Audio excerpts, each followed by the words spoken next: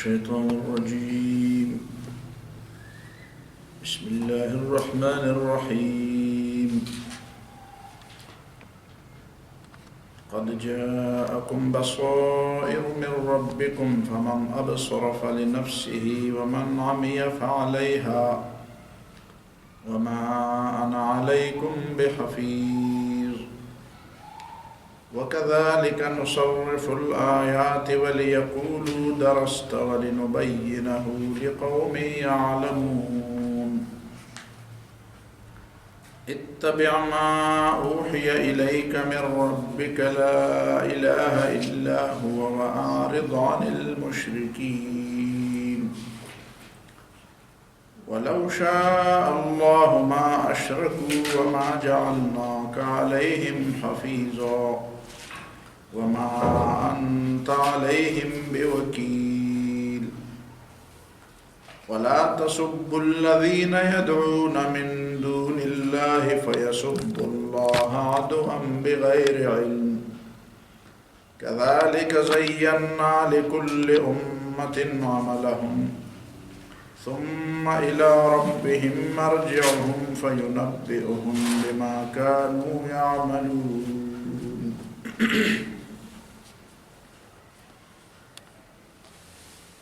ان آیات کا تعلق بھی سابقہ آیات سے ہے. ذالکم اللہ ربکم لا الہ الا ہو، یہ جس کی توحید اور اس کی وحدانیت کی جو دلائل آپ نے سن لی اور آپ کے سامنے رکھ دی گئی، یہی تو اللہ ہے،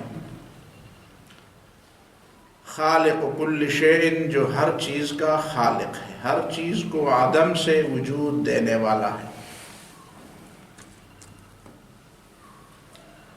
فاعبدوہ، جب خالق وہ ہے تو اسی کی بندگی کرو. وَهُوَ عَلَى كُلِّ شَيْءٍ وَكِيلٌ، اور وہ ہر چیز پر نگران ہے، انسانوں پر، حیوانوں پر، جمادات پر، زمین و آسمان پر، اور ان چیزوں پر جن کو ہم نہ سمجھتے ہیں اور نہ ہم نے دیکھے ہیں اور نہ ہمارے علم میں. اور لا تدرکہ الابصار، اللہ رب العالمین کا احاطہ، نظریں اور آنکھیں اللہ کو گھیر نہیں سکتی، اللہ کو پا نہیں سکتی. اور نظر کا ذکر اس لیے ہوا کہ ظاہر ہے کہ انسان کے جسمانی قوتوں میں سب سے تیز چیز نظر ہے. عقل اس سے بھی تیز چیز ہے، لیکن چونکہ عقل کا تعلق اللہ تعالیٰ کے ذات اور صفات سے نہیں ہے، عقل سے یہ چیز نہیں معلوم ہو سکتی. البتہ ایک وقت آئے گا کہ آنکھیں اس کو دیکھ سکیں گی، جنت میں یہ موقع آئے گا.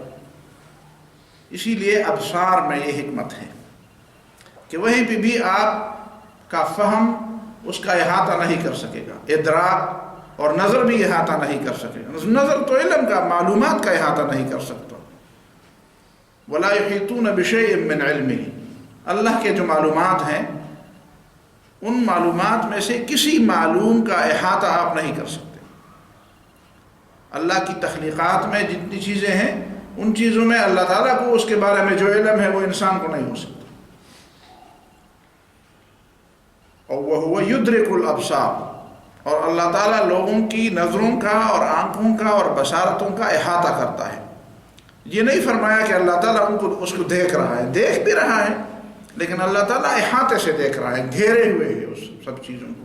اللہ تعالیٰ کا علم اسی طرح جزوی علم نہیں ہے، وہ مکمل علم ہے، پہلے سے مکمل ہے. انسان کے بارے میں خود اپنا علم مکمل ہے، اس لیے کہ اس کو مستقبل کے بارے میں نہیں پتہ کہ میرے بارے میں مستقبل میں کیا بات ہوگی، میرے ساتھ کل کیا ہوگا، یا میں کل کیا کماؤں گا، کیا پاؤں گا، کیا کھو جاؤں گا. اور اللہ رب العالمین کو مستقبل کا بھی اسی طرح علم ہے جس طرح ماضی اور حال کا علم ہے. بلکہ اللہ تعالیٰ کے علم کے لیے ماضی، حال اور استقبال کی شرطیں نہیں ہیں. ہم ماضی کو بھول رہے ہیں، مستقبل کے بارے میں ہمیں پتہ نہیں ہے، اور حال کا ہمارے حال پر ہمارا احاطہ نہیں. اور اللہ تعالیٰ نہ بھولتا ہے اور نہ اس کا علم اس میں اضافہ ہوتا ہے. اللہ تعالیٰ کے علم میں اضافہ نہیں ہوتا. اللہ تعالیٰ کا علم اس حد تک ہے ابتدا سے جس میں اضافے کی گنجائش نہیں ہے، جس میں اضافے کے امکانات، اضافہ اس چیز میں ہوتا ہے جس میں کوئی ادھورا پن ہو، کوئی نقصان ہو، کوئی کمی ہو۔ تو اللہ تعالیٰ کے علم میں پہلے سے کوئی کمی نہیں، ہمارے علم میں کمی ہے، مستقبل میں ہم کچھ چیزیں یاد کرتے ہیں اور کچھ چیزیں بھول جاتے ہیں ماضی کے بارے میں۔ اللہ تعالیٰ ان نقائص سے پاک ہے۔ وَهُوَ يُدْرِكُ الْأَبْصَارَ، ہم اپنی نظر کے بارے میں نہیں جانتے اتنا جتنا ہماری نظر کے بارے میں اللہ جانتا ہے۔ ایک شخص اپنی نظر کے دیکھنے کے بارے میں اتنا نہیں جانتا جتنا اللہ تعالیٰ جانتا ہے۔ وَهُوَ يُدْرِكُ الْأَبْصَارَ اور وَهُوَ اللَّطِيفُ الْخَبِيرُ، اللہ تعالیٰ لطیف ہے۔ تو لطیف کا تعلق اس سے بھی ہے کہ اللہ تعالیٰ دیکھتا ہے، اور اس سے بھی ہے کہ لا تدرکہ الابصار، ابصار اور نظریں اس کا احاطہ نہیں کر سکتی۔ نظریں اس کا احاطہ اس لیے نہیں کر سکتی کہ وہ لطیف ہے، اور اس کی لطافت کی وجہ سے، لطیف کا مطلب ہے کہ وہ کوئی جسم ہے اور لطیف ہے۔ لطیف کا معنی ہے کہ وہ اس چیزوں کے اور ادراک کے احاطے میں نہیں آتا۔ انتہائی باریکی اور انتہائی لطافت کی وجہ سے، یعنی جو لطافت کا ترجمہ ہم اردو میں کرتے ہیں، یہ عربی کا لطافت اس سے بڑھ کر ہے۔ بس اتنا سمجھنا چاہیے کہ اللہ تعالیٰ کی لطافت کا تعلق اس سے بھی ہے کہ اللہ تعالیٰ انتہائی باریک چیزیں دیکھنے والا ہے جو لوگوں کی نظروں سے اوجھل ہے۔ آپ کے جو اسٹیتھوسکوپ اور جو آپ کی جو دوربینیں اور خوردبینیں اور اس سے بعد بھی کوئی بین بن جائے، ان ساری بینوں میں سے وہ چیز آپ نہیں دیکھ سکتے جو اللہ تعالیٰ دیکھ سکتا ہے۔ قرآن نے فرمایا فَلَا أُقْسِمُ بِمَا تُبْصِرُونَ وَمَا لَا تُبْصِرُونَ، جو تم دیکھتے ہو اور جو تم نہیں دیکھتے ہو۔ لا تبصرون کا معنی یہ نہیں ہے کہ تم اپنی ننگی آنکھوں سے اس کو نہیں دیکھ سکتے، اور لطیف کا تعلق اس بات سے بھی ہے کہ لا تدرکہ الابصار، اللہ تعالیٰ بصارت اور آنکھ اور نظروں کے احاطے میں نہیں آ سکتا، اس لیے کہ وہ لطیف ہے۔ اور پھر فرمایا قد جاءکم بصائر من ربکم، اللہ تعالیٰ کی ذات اور صفات کا تعلق اور اس کی پہچان کا تعلق بصیرت سے بھی ہے اور بصارت سے بھی ہے۔ آنکھوں سے جو چیزیں آپ دیکھ رہے ہیں، ان چیزوں سے دلائل فراہم کر کے اللہ تعالیٰ کی معرفت حاصل کریں، اور اللہ تعالیٰ کی معرفت آپ کو جو حاصل ہوگی وہ بصیرت ہے، وہ دل کی بصیرت ہے، اور دل کی بصیرت سے آپ اللہ تعالیٰ کی معرفت حاصل کر سکتے ہیں۔ بس دنیا میں یہ بات سمجھیں کہ آنکھوں سے بھی اور دل سے بھی، بصارت سے بھی اور بصیرت سے بھی۔ آنکھوں سے اللہ تعالیٰ کی قدرت کی نشانیاں دیکھ کر دل کی بصیرت اور دل کی آنکھیں وا کر دیں، دل کی آنکھیں کھول دیں، اور یہ دونوں کا ایک تعلق ہونا چاہیے، بصارت اور بصیرت کا ایک تعلق ہونا چاہیے۔ اسی لیے فرمایا قد جاءکم بصائر من ربکم، ایک یہ قرآن کی دلائل اور آیات ہیں، یہ بصائر ہیں۔ ایک وہ چیزیں ہیں جو ہم کائنات میں دیکھتے ہیں اپنی آنکھوں سے، ان کے لیے بصارت کی ضرورت ہے۔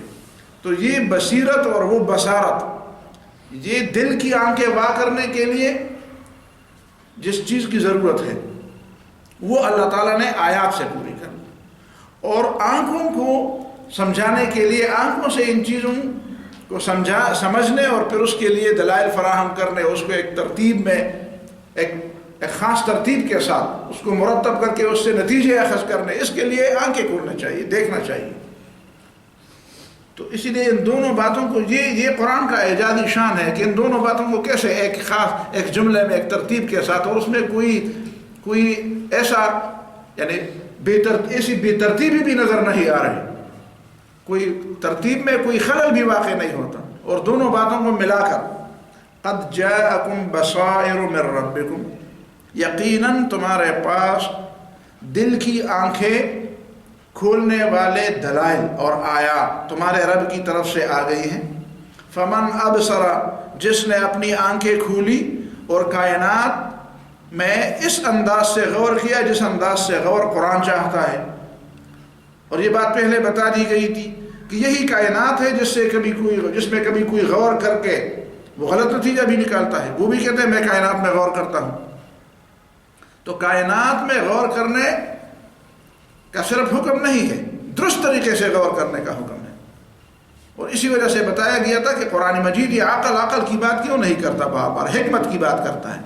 اس لیے کرتا ہے کہ عقل صرف سمجھنے کا نام ہے اور حکمت درست طریقے سے سمجھنے کا نام ہے. کبھی کبھی آپ مقدمات کو غلط ترتیب دے دیتے ہیں تو نتیجہ غلط آتا ہے. مقدمات کو آپ غلط ترتیب دیتے ہیں تو نتیجہ غلط آتا ہے.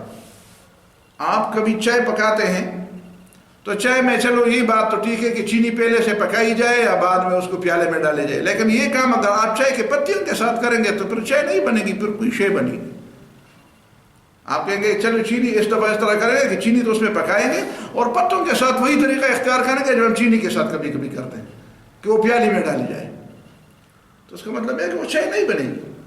ترتیب ہر چیز کے ساتھ، ایک چیز کے ساتھ آپ جو ترتیب اختیار کرتے ہیں وہ دوسری چیز کے ساتھ نہیں اختیار کرتے. کچھ ترتیبیں ٹھیک ہیں، کچھ ترتیبیں غلط ہیں. وہ ہو سکتی ہیں، یہ نہیں کہ ہو نہیں سکتی. آپ چائے پکا لیں اور چائے بعد میں پیالی میں ڈالیں، یہ ہو سکتا ہے، لیکن لوگ کہیں گے یہ آپ نے کیا کیا، چائے پکانے کا یہ طریقہ تو نہیں ہے، اس سے وہ نتیجہ تو نہیں اخذ ہوتا. اس لیے مقدمات کی ترتیب بھی ضروری ہے اور ترتیب کے لیے درست طریقہ بھی ضروری ہے. فمن ابصر فلنفسه ومن عمی فعلیہا. اور جو اندھا بنا ظاہری آنکھوں سے اس لیے اندھا بنا کہ اس نے ان آیات میں غور نہیں کیا، اور یا غور تو کیا لیکن درست طریقے سے غور نہیں کیا، جو کوئی اندھا بنا. اور دل کا اندھا اس لیے بنا کہ اس نے قرآن کی آیات میں غور نہیں کیا. ومن عمی، دونوں پر اطلاق عامہ ہو سکتا ہے، اگرچہ عربی زبان میں ایک عام یون ہے ایک عام ہن ہے.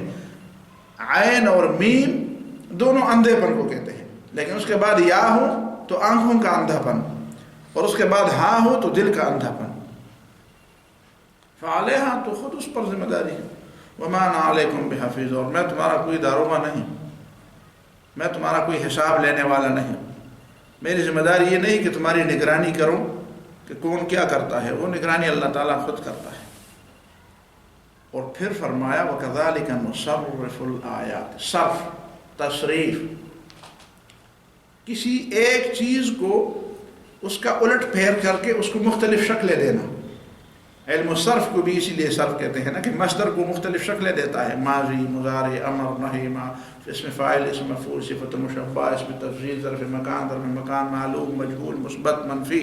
یہ مختلف شکلیں اسی ایک مصدر سے چیزیں بنتی ہیں اور اس کی اس طرح کی مختلف شکلیں بنتی ہیں.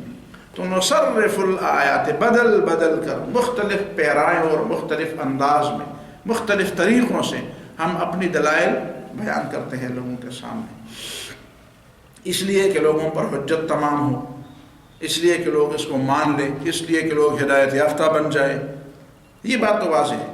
اور دوسری بات وَلِيَقُولُوا دَرَسْتَ، اور تاکہ یہ لوگ کہہ دیں کہ درستہ، تو ایسا لگتا ہے جیسے تم نے پڑھا ہے، حقیقت میں تو تم پڑھے لکھے نہ ہو، حقیقت میں تو تم نے کوئی کسی استاد سے پڑھا نہیں، لیکن لیقولوا درستہ، تاکہ لوگ کہہ دیں کہ یہ تو ایسی بات ہے تم بتاتے ہو جس طرح تم نے لائبریریاں بالکل چھان لی ہوں گی، تم نے کتابوں کے کتابوں اور دفتروں کے دفتر پڑھے ہوں گے، جلدوں کے جلدیں تم نے دماغ میں اتاری ہوں گی. وَلِيَقُولُوا دَرَسْتَ، اور یہ بات ہے کہ ان کی زبان سے نکل جائے کہ ایک امی ایسی باتیں کرتا ہے جو زبردست قسم کا مطالعہ کرنے والا، زبردست قسم کے لائبریریاں چھاننے والا شخص جس طرح باتیں کرتا ہے اسی طرح باتیں کرتا ہے. تو کیسے ایک امی، ایک ایسا شخص جس نے نہ کبھی لکھا ہو نہ کبھی کوئی کتاب کوئی لکھی ہوئی چیز پڑھی ہو، وہ ایسی باتیں کیسے کرتا ہے؟ ظاہر ہے کہ اس طرح کرتا ہے کہ اللہ تعالیٰ نے اس کو سمجھایا. اور دوسری بات یہ بھی ہے وَلِيَقُولُوا دَرَسْتَ، تاکہ کسی زمانے میں لوگ کہتے ہیں کہ یہ تم نے کسی سے سیکھا ہے، جس طرح آج لوگ کہتے ہیں درستہ، اچھا تم نے بنی اسرائیل سے، یہودیوں کی کتابوں سے، یونانیوں کی کتابوں سے، بابل والوں کی کتابوں سے، مصر والوں کی کتابوں سے، پرانے زمانے کے لوگ، روما کے قوانین سے تم نے کچھ چیزیں لی ہیں، لاطینی زبان کے کچھ چیزیں تم نے، اور پتہ نہیں کہاں کہاں پہ یونانیوں سے اور یہودیوں کی کتابوں سے اور عیسائیوں کی کتابوں سے، ان چیزوں سے تم نے معلومات لی ہیں. درستہ. اور ایک بات یہ بھی ہے لیقولوا درستہ، تاکہ یہ لوگ کہتے ہیں کہ درستہ، بس یار تم نے پورا درس دے دیا، بس ٹھیک ہے جی، ہمیں تم نے سمجھانے کا حق ادا کر دیا. تو کچھ چیزیں تو تانے ہیں جو لوگ جو ان آیات میں لوگوں کو دیے جاتے ہیں کہ وہ سوچ کرنے کی بجائے، ماننے کی بجائے وہ اس طرح تبصرے کرتے ہیں، درستہ تم نے عجیب آدمی ہو، یا تو تمہاری قابلیت کو مان لیں گے، درستہ بالکل پڑھے لکھے لوگوں کی طرح بولتے ہو، بس اس بات پر بات ختم۔ اس طرح ہمارے ہاں کچھ لوگ بات نبی صلی اللہ علیہ وسلم کی تعریف میں بات اس پر ختم کرتے ہیں، یار واقعی رسول اللہ علیہ وسلم بہت عظیم شخصیت ہے، عجیب، بہت مجھے بڑا عشق ہے، باقی آگے کیا ہے؟ آگے ماننے کی بات ہے، نہیں وہ مانتے کی بات، تو اس سے کیا فرق پڑا؟ آپ کو اس سے عشق ہے اور آپ اس کی مدح میں، نبی صلی اللہ علیہ وسلم کی مدح میں بڑے نعتیں پڑھیں اور بڑی قصیدے پڑھیں اور بڑے لکھیں بھی اور یہ بھی کریں، لیکن بات ایک نہ مانیں تو پھر کیا فائدہ؟ بات ایک نہ مانیں پھر درستہ ہمیں پتہ ہے یار جی بڑا زبردست علمی ہے، علمی، اور رسول اللہ علیہ وسلم کی باتیں بڑی علمی ہیں، بڑی زبردست ہے، بہت واقعی انسان حیران ہو رہے، پھر آگے بس یہ کہ بس وہ اپنا کام کرے، تم اپنا کام کرو، ماننے کے لیے کوئی بات نہیں۔ تو درستہ اس کا مطلب کیا ہو؟ درستہ اس کا مطلب ہے کہ تم نے لوگوں سے سیکھا ہے، بجائے اس کے وہ کہتا ہے بار بار کہ میں نے اللہ سے سیکھا، اللہ نے مجھے بتایا، اور تم کہتے ہو نہیں تم نے لوگوں سے سیکھا۔ تو اگر وہ سچا ہے اور اگر اس کی باتیں واقعی متاثر کن ہیں تو پھر اس کی بات مانی جائے، کہ وہ کہتا ہے مجھے اللہ نے سمجھایا اور تم کہتے ہو نہیں تم نے لوگوں سے سمجھا۔ وَلِيَقُولُوا دَرَسْتَ، کہ تاکہ یہ کہہ دے کہ ہاں تم نے تو کام کر دیا، جی بالکل، جی آپ نے بالکل فریضہ ادا کر دیا، تاکہ دشمن بھی یہ مان لے کہ درستہ واقعی تم نے جو بیان کرنے کا، جو تبلیغ کا اور لوگوں کو سمجھانے کا جو حق تھا وہ تم نے ادا کر دیا۔ لیکن ہم پھر بھی بیان کرتے رہیں گے، وَلِنُبَيِّنَهُ لِقَوْمٍ يَعْلَمُونَ، اور اسی لیے ہم آیات کو بدل انداز میں بیان کرتے ہیں، لِنُبَيِّنَهُ لِقَوْمٍ يَعْلَمُونَ، تاکہ ہم ان کو کھول کر بیان کریں ان لوگوں کے لیے جو سمجھنا چاہتے ہیں، یعلمون جو سمجھتے ہیں۔ ظاہر ہے کہ ایک بات کو سمجھنے کے لیے اس سے پہلے کچھ چیزیں تو سمجھنی ضروری ہیں۔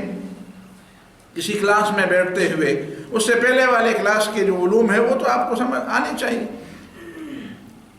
تو لقوم یعلمون کے دو ترجمے ہیں، ان لوگوں کے لیے جو پہلے سے اتنا علم تو رکھتے ہیں کہ یہ آدمی سچا ہے، اتنا علم تو رکھتے ہیں کہ ثواب اور عذاب میں فرق ہے، اتنا علم تو رکھتے ہیں کہ سچ اور جھوٹ میں فرق ہے، اور اس کی بات کو سمجھنا چاہتے ہیں، جو جس زبان میں وہ بات کرنا چاہتے ہیں اس زبان کو سمجھتے ہیں۔ اور لقوم یعلمون کا معنی یہ بھی ہے ان لوگوں کے لیے جو سمجھنا چاہتے ہیں، پہلے سے ان کی سمجھ میں کچھ ہے یا نہیں، لیکن پیغمبر کو اس بات کا حق دیتے ہیں کہ آپ ہمیں سمجھائیں، ہم نہیں سمجھتے آپ ہمیں سمجھائیں۔ جو لوگ پیغمبر کو اور قرآن کو یہ مقام نہیں دینا چاہتے، کہتے ہیں میں بھی سمجھتا ہوں اور یہ بھی سمجھ کی کتاب ہے اور میں دیکھوں گا اس کی کون سی بات کیسی ہے اور کیسی نہیں، ایسے شخص کو اللہ تعالیٰ ہدایت نہیں دیتا۔ ہدایت اس شخص کو ملتی ہے کہ جو قرآن کو اور پیغمبر کو یہ حق دے دے کہ نہیں میں نہیں جانتا اور تم جانتے ہو، میں نہیں جانتا پیغمبر جانتا ہے، میں نہیں جانتا مجھے نہیں معلوم، میں جاہل ہوں، میں نہ سمجھ ہوں، اور قرآن پڑھ کر میں سمجھدار بنوں گا۔ یہ پہلی بات۔ اور پھر فرمایا اتبع ما اوحی الیک، یہ لوگ مانے یا نہ مانے تمہارا تو یہی کام ہے، اتبع ما اوحی الیک من ربک، اتباع کرو، پیچھے چلو ان چیزوں کی، ان احکامات کے پیچھے چلو، اوحی الیک من ربک، جس کی وحی تیرے اوپر تمہارے رب کی طرف سے ہو رہی ہے۔ اللہ کی طرف سے جو وحی ہو رہی ہے اس کا سب سے پہلے اتباع کا حکم رسول اللہ صلی اللہ علیہ وسلم کو ہے۔ رسول اللہ صلی اللہ علیہ وسلم سب سے پہلے مومن ہیں، سب سے پہلے متبع قرآن ہے، سب سے پہلے قرآن کو ماننے والے، اس کا اتباع کرنے والے، اور لا الہ الا ہو، اللہ کے بغیر کوئی خدا نہیں، وَأَعْرِضْ عَنِ الْمُشْرِكِينَ، اور مشرکین سے منہ پھیر لو۔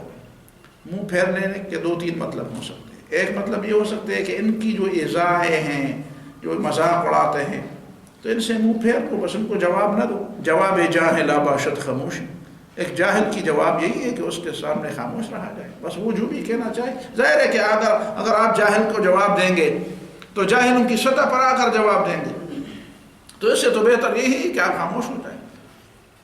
دوسری بات یہ ہے کہ وہ تمہیں جھوٹ پر، دھوکے اور بہتان پر آمادہ کر لیں گے۔ اگر وہ کہتا ہے کہ جس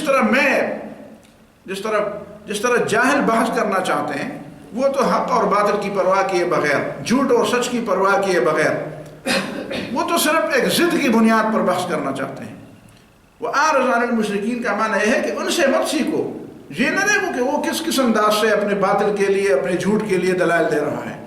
تمہارا اپنا ایک طریقہ ہے، خاص ہے ترکیب میں قوم رسول ہاشمی، تمہارا اپنا ایک طریقہ ہے، تم ان سے طریقے مت سیکھو کہ وہ کس کس طریقوں سے، جس طرح ہمارے لوگوں کے دماغ میں بار بار یہ چیزیں آتی ہیں، نہیں دشمن تو یہ کرتا ہے وہ کرتا ہے، تو وہ کل ناچے گا تو تم بھی ناچو گے۔ ان سے مت سیکھو، تمہارا اپنا ایک طریقہ ہے۔ سیکھتے وہ لوگ ہیں جن کے پاس اپنا کوئی سرمایہ نہیں ہوتا، تمہارے پاس اپنا سرمایہ ہے۔ وَأَعْرِضْ عَنِ الْمُشْرِكِينَ، ان سے منہ موڑو۔ اور تیسری بات یہ ہے کہ وَأَعْرِضْ عَنِ الْمُشْرِكِينَ، یہاں جہاں تک تم بات سمجھانے کی بات تھی وہ بات آپ نے سمجھا دی، اس کے بعد ماننا نہ ماننا، یہ توفیق دینا نہ دینا، آگے اس کے سر تسلیم خم کرنا نہ خم کرنا، یہ چھوڑ دو، یہ توفیق دینا تمہارا کام نہیں۔ وَأَعْرِضْ عَنِ الْمُشْرِكِينَ، بس ان کو بات سمجھا کر اور بات پہنچا کر پھر ان سے منہ موڑ۔ اور یہی وہ بات ہے کہ امام ابن جوزی رحمہ اللہ نے اس طرح کی آیات میں وہ فرماتے ہیں کہ نسخت بآیت السیف، جب تلوار کی آیات آ گئی تو اس طرح کی اعرض عن المشرکین والی بات منسوخ ہو گئی۔ وہ بات کی بات ہے، عارض کا مطلب یہ کہ وقتی طور پر اعراض کر لو، باقی تلوار اٹھانے کی نوبت آئے گی تو پھر اس طرح کی باتیں نہیں ہوں۔ اسی لیے میں نے 3 مطلب بیان کر دیے کہ پہلے 2 مطلبوں کے بارے میں تو بات ہوگی، اور تیسرا مطلب کہ عارض بس یہاں تک تمہاری بات ہے کہ تم نے بات سمجھا دی، باقی اگر وہ مانے نہ مانے تو تلوار اٹھانا منوانے کے لیے نہیں ہے، تلوار اٹھانا یہ ہے کہ وہ کبھی تمہارا راستہ روکیں گے تو راستہ صاف کرنے کے لیے، دوسرے لوگوں کو بھی سمجھانا ہے۔ صرف یہی تو نہیں ہے کہ صرف مکے کے لوگوں کو سمجھائے اور باقی دنیا اسی طرح نہ سمجھ رہے، پوری دنیا کے لوگوں کو سمجھانا ہے، اور پوری دنیا کو لوگوں کو سمجھانا ہے تو ظاہر ہے کہ راستے پہ چلنا ہوگا، اور راستے میں جو روڑے ہوں گے اس کو ہٹانا ہوگا۔ یہ بات وَلَوْ شَاءَ اللَّهُ مَا أَشْرَكُوا۔ اب ایک ذہن میں ایک بات آتی ہے، ہمارے ذہن میں بھی آتی ہے، نبی صلی اللہ علیہ وسلم بھی انسان تھے، شاید ان کے ذہن میں بھی بات آئی تھی کہ میں اتنے درد دل سے اور اتنے سوز و گداز سے اور اتنے اخلاص اور اتنے دل و دماغ کے ساری توانائیاں صرف کر کے میں ان لوگوں کو سمجھا رہا ہوں، پھر بھی لوگ نہیں سمجھتے۔ کاش میری بات یہ لوگ سمجھ جائیں، اور یہ پورے کا پورا ماحول متقیوں کا اور پرہیزگاروں کا اور دینداروں کا اور اللہ اور رسول کے اتباع کرنے والوں کا اور نیکیاں کمانے والوں کا اور جنت جیسا ماحول بن جائے، تو یہ کیوں نہیں ہوتا؟ اور یہ لوگ مانتے کیوں نہیں؟ یہ لوگ سمجھتے کیوں نہیں؟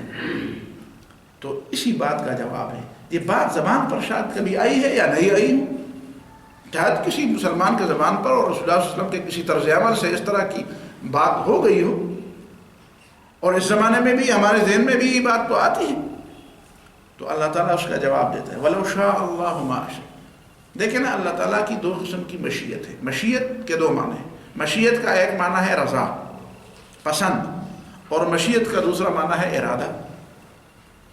تو اللہ تعالیٰ کی مشیت یہ نہیں ہے کہ سارے لوگ مومن بن جائے، اس کا معنی کیا ہے؟ یعنی اللہ تعالیٰ کا ارادہ یہ نہیں ہے کہ سارے لوگ مومن بن جائے، باقی اللہ تعالیٰ کو پسند تو یہ ہے کہ بن جائے، اس لیے کہ اللہ تعالیٰ کفر کو پسند نہیں فرماتا، وَلَا يَرْضَى لِعِبَادِهِ الْكُفْرَ۔ اللہ تعالیٰ اپنے بندوں کے کفر کو پسند نہیں کرتا، اس کی مرضی، اس کی رضا، اس کی خوشی یہ نہیں ہے کہ لوگ کافر بن جائیں، اس کی خوشی اسی میں ہے کہ لوگ بندے بن جائیں، لیکن اس کا ارادہ یہ نہیں ہے کہ سارے لوگ مومن بن جائیں۔ اس لیے کہ اگر اللہ تعالیٰ کا ارادہ ایسا ہوتا تو ظاہر ہے پھر کوئی اس کی مخالفت نہ کر سکتا، اللہ تعالیٰ کے ارادے کی تو مخالفت نہیں ہو سکتی۔ اللہ تعالیٰ نے جب کسی چیز کا ارادہ کیا کہ کن، تو پھر اس فیکون، پھر وہ ہوگا۔ یہ نہیں ہوا کہ اللہ تعالیٰ کہا کہ ہو جا، وہ کہے کہ نہیں میری مرضی ہے کہ میں ہوں کہ نہ ہوں۔ جب اللہ تعالیٰ کہے گا کہ ہو جا تو پھر وہ ہو جائے گا۔ تو اسی لیے اللہ تعالیٰ اگر چاہیں کہ یہ لوگ سارے مومن بن جائیں تو اللہ تعالیٰ کے ایک حکم سے سارے مومن بن جائے، جس طرح انسان بنے ہیں اسی طرح اپنی مرضی سے تھوڑے انسان بنے ہیں، اللہ تعالیٰ کے حکم سے انسان بنے ہیں، تو اللہ تعالیٰ کے حکم سے وہ مومن بھی بن جائیں گے۔ وَلَوْ شَاءَ اللَّهُ مَا أَشْرَكُوا۔ اگر اللہ تعالیٰ ان کے شرک کا ارادہ نہ کرتا تو یہ شرک نہ کرتے، لیکن اللہ تعالیٰ نے اس کے شرک نہ کرنے کا ارادہ نہیں کیا ہے، ان کے مومن بننے کا اللہ تعالیٰ نے ارادہ نہیں کیا ہے۔ وَمَا وما جعلناک علیہم حفیظا، اور ہم نے تمہیں ان کے اوپر نگران نہیں بنایا، وما انت علیہم بوکیل، اور تم ان کے لیے کام بنانے والے اور ذمہ دار نہیں ہو۔ کام بنانے والا بھی اللہ ہے، اور ذمہ داری جو کچھ بھی ہے اللہ تعالیٰ نے ہر شخص کی ذمہ داری اس کے گلے میں ڈال دی ہے۔ ایمان اور کفر اور گناہ اور ثواب اور ماننے نہ ماننے کا جو نتیجہ ہے وہ ہر انسان کے خود اپنے گلے میں ہے، وہ خود اپنے کیے کا ذمہ دار ہے۔ تم ان کے اعمال کے ذمہ دار نہیں ہو، اور تم ان کے نگران بھی نہیں ہو۔ وَلَا تَسُبُّوا الَّذِينَ يَدْعُونَ مِن دُونِ اللَّهِ فَيَسُبُّوا اللَّهَ عَدْوًا بِغَيْرِ عِلْمٍ۔ اب جب بحث ہوتی ہے، ظاہر ہے کہ جو کوئی مانے گا کوئی نہیں مانے گا، تو ظاہر ہے کہ ایک ہی ماحول میں سارے لوگ رہیں گے تو بحث ہوگی، بحث ہوگی تو وَلَا تَسُبُّوا۔ کبھی کبھی انسان بہت خلوص کے ساتھ غصے میں آ کر کہتے ہیں میں تو تمہارے خیر کی بات کرتا ہوں، پتہ نہیں تو انسان بھی ہے کہ نہیں ہے، تو ایسا، اور تو پتہ نہیں کس کا متبع ہے، تمہارا استاد کون ہے، اور تمہارے استاد پر ایسی تیسی، کبھی اس طرح کرتا ہے انسان۔ ہمارے یہاں پشتوں میں مردان میں ایک لفظ ہے نا، جب کسی کو دعا دینی ہو، جب کوئی اچھا کما تب پھر دے رحمت سے، پھر دے رحمت سے، اور کبھی کبھی کہتا ہے بھی پھر نہ دے، بھی پھر اس کا استاد ایسا ہو، تو اس طرح یہ باتیں ہوتی ہیں۔ کبھی کبھی آپ کسی سے بحث کرتے ہیں اور وہ جہالت پر اتر آتا ہے، تو آپ اس کے استاد کو، اس کے ماں باپ کو، اس کے معلم کو، یار تو کیسا ہوگا، اور پتہ نہیں تمہارا وہ استاد، پتہ نہیں تمہارا باپ کیسا ہوگا، اور پتہ نہیں تم کس مٹی کے ہو، ہاں تم کس مٹی سے ہو۔ تو اس طرح کی چیزیں ہوتی ہیں۔ تو کبھی کبھی ایسا بھی ہوتا ہے کہ اس طرح کی بحث مباحثے میں خود اپنی ذات آ جاتی ہے، اور بات حق اور باطل سے بڑھ کر ذاتیات تک پہنچ جاتی ہے، بس ادھر پہ سٹاپ ہونا چاہیے، ادھر پہ بات بند ہونی چاہیے۔ جب بات حق اور باطل سے بڑھ کر ذاتیات پر آ جائے وہیں پہ بحث روکنی چاہیے، اس لیے کہ وہاں پر ظاہر ہے کہ ذاتیات تو پھر آپ کے مسلمان سے بھی ہو سکتے ہیں، یعنی جس طرح کسی غیر مسلم سے آپ لڑ پڑے ہیں اور ذاتیات پر ہوتا رہے، کبھی مسلمان سے بھی آپ لڑ سکتے ہیں، تو اس کا مطلب یہ ہے کہ پھر بات ذاتیات کی ہوگی، تو پھر وہ تو حق کی بات نہیں ہوئی۔ جب حق کی بات نہیں ہوئی تو پھر اس کا مطلب یہ ہے کہ وہ بات چھوڑنی چاہیے۔ دوسری بات یہ ہے کہ کبھی کبھی بات گالم گلوچ تک پہنچ جاتی ہے، اور گالم گلوچ تک جب بات پہنچ جائے تو اس میں دو احتمالات ہوتے ہیں۔ ایک تو یہ ہے کہ گالی گلوچ ان کا طریقہ ہے، تمہارا طریقہ نہیں۔ تم جس نظام کے لیے اٹھے ہو اور جس نظام اور جس حق کے لیے کی طرف لوگوں کو دعوت دے رہے ہو، اس میں گالی گلوچ کے لیے کوئی جگہ نہیں۔ تو اس کا مطلب یہ ہے کہ تم اسلام کی طرف دعوت دیتے دیتے خود ان کی طرف چل رہے ہو، ان کی طرف چل رہے ہو، باطل کی طرف جا رہے ہو، تو یہ کون سی دعوت ہوئی؟ پھر اس دعوت کا فائدہ کیا؟ تمہیں تو فائدہ نہیں ہوا، تم نے تو اس کی بات تسلیم کر لی، بجائے اس کے کہ تم چلے تھے کہ اس کو اپنی بات منوائے، تم نے خود ان کی تہذیب اور ان کی بات مانی۔ دوسری بات اس میں یہ ہے کہ اس سے تو کوئی گالی تو دلیل تو نہیں ہے نا، آپ سے بڑھ کر وہ تمہیں موٹی موٹی گالی دے، اس سے ایسی موٹی گالی دے گا کہ تمہارے اوسان میں، تمہارے دماغ میں، تمہارے فکر میں بھی نہیں ہوگی، وہ گالیوں کا ماہر ہوگا، تو پھر کیا ہوگا؟ وہ جیت جائے گا پھر۔ تیسری بات اس میں یہ ہے کہ پھر بات لڑائی تک پہنچ جائے گی۔ ضروری ہے کہ دعوت کا میدان الگ ہے اور لڑائی کا میدان الگ ہے۔ تم نے تو دعوت کے میدان کو لڑائی کا میدان بنا دیا ہے، حالانکہ اسلام میں دونوں میدان الگ الگ ہیں۔ دعوت کا میدان الگ ہے، یہ دعوت کے میدان کے اصول الگ ہیں، ضوابط الگ ہیں، طریقہ الگ ہے، اور لڑائی کے میدان کی بات الگ ہے۔ تو تم نے تو دعوت اور لڑائی کے دونوں میدانوں کو ایک کر دیا، یہ بہت بڑا نقصان ہوا۔ اور چوتھی بات اس میں یہ ہے کہ اس سے بھی بڑھ کر نقصان اور ہوتا ہے، شاید اس کا جو لیڈر ہوگا، مثال کے طور پر وہ بدھ مت کا پیروکار ہے، بدھ مت کا پیروکار مثال کے طور پر، یا کسی ایسے شخص کہ کوئی ایسا عقیدہ ہے جس پرانے زمانے سے ہزاروں سال پہلے اس کی کوئی بڑی شخصیت ہے اور اس کا پیروکار ہے، تو اس پیروکار کو آپ گالی دیں گے تو کیا معلوم اگر وہ نیک آدمی ہو، اور کیا معلوم اگر وہ پیغمبر ہو؟ سمجھ میں آتی ہے؟ یعنی ہمیں تو نہیں معلوم کہ کون پیغمبر تھے کون نہیں تھے، ہم نے جو قرآن اور سنت نے جن کے نام لیے ہم تو وہ جانتے ہیں، باقی تو 1,24,000 پیغمبر ہے۔ تو ممکن ہے ان میں کوئی ایسا شخص ہو جن کو کسی اور نام سے آج لوگ جانتے ہو، اور آپ اس کو گالی دیں، تو پیغمبر کو گالی دینا تو خود کفر ہے۔ تو لا علمی میں اور بے علمی میں تم پھر کفر کے مرتکب ہو جاؤ۔ اور اس کے سب سے آخری بات وہی ہے جو قرآن نے بیان کی، فَيَسُبُّ اللَّهَ عَدْوًا بِغَيْرِ علم۔ تم ان کے دیوتاؤں کو، ان کے بڑوں کو گالی دو گے تو وہ ظاہر ہے کہ خدا کو گالی دے گی، تو تم سبب بن جاؤ گے اللہ تعالیٰ کو گالی دینے کے۔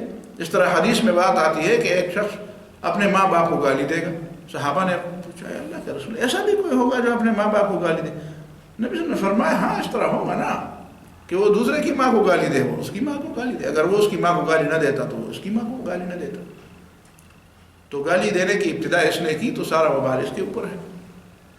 وَيَسُبُّ اللَّهَ عَدْوًا بِغَيْرِ عِلْمٍ وَلَا تَسُبُّوا الَّذِينَ يَدْعُونَ مِن دُونِ اللَّهِ۔ یہ ہے اس آیت کا مفہوم۔ یہ جو نکات میں نے بیان کی یہ بہت بڑے اہم نکات ہیں داعی کے لیے، بہت ضروری چیزیں۔ وَلَا تَسُبُّوا الَّذِينَ يَدْعُونَ مِن دُونِ اللَّهِ فَيَسُبُّوا اللَّهَ عَدْوًا بِغَيْرِ عِلْمٍ۔ اور عدوًا بغیر علم ایک نکتہ ہے بڑا زبردست۔ عدوًا دشمنی کی بنیاد پر اور ضد کی بنیاد پر، اور بغیر علم بغیر سمجھ کے۔ ایک تو یہ ہے کہ ضد اور دشمنی وہ شخص کی ابتدا وہ کرتا ہے جس کے پاس علم نہ ہو۔ پہلی بات، ضد اور دشمنی کی ابتدا وہ کرتا ہے اب اسلام اور کفر میں جو دشمنی ہے اس کی ابتدا کفر کی طرف سے ہوئی، نبی صلی اللہ علیہ وسلم کی طرف سے نہیں ہوئی۔ نبی صلی اللہ علیہ وسلم نے تو حق بات رکھی، دشمنی کی ابتدا تو ادھر سے ہوئی اور ادھر سے یہ چل رہی ہے اب آخر تک، اور آج بھی وہی آپ بات کر رہے ہیں اور وہ بم برسا رہے ہیں۔ دوسری بات یہ ہے کہ ضد ایک ایسی چیز ہے جو علم کے راستے بند کرتا ہے۔ جو شخص ضدی ہوا اس نے خود اپنے اوپر علم کے راستے بند کر دیے۔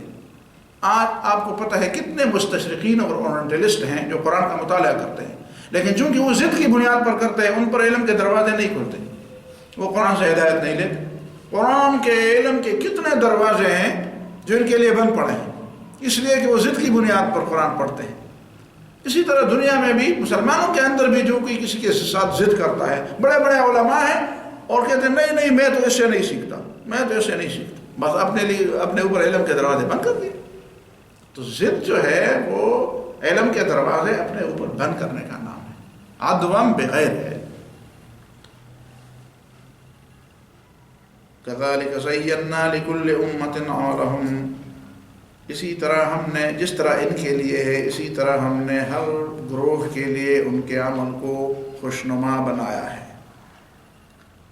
ہم نے ہر گروہ کو اس کے سامنے، ہر گروہ کے لیے اس کے عمل کو خوشنما بنایا۔ وہ کہتے ہیں یار میں جو کچھ کرتا ہوں آپ کو پتہ نہیں ہے کتنی بڑے، میں تو بڑا کام کرتا ہوں۔ اس کا مطلب یہ ہے کہ زینا، خوشنما بنائے۔ پتہ چلا کہ خوشنمائی حق کی دلیل نہیں ہے، خوشنمائی نہ حق کی دلیل ہے نہ حقیقت کی دلیل ہے۔ ایک چیز بظاہر بڑی خوشنما معلوم ہوتی ہے، یہ اس بات کی دلیل نہیں ہے کہ وہ حقیقت میں بھی ایسی ہوگی۔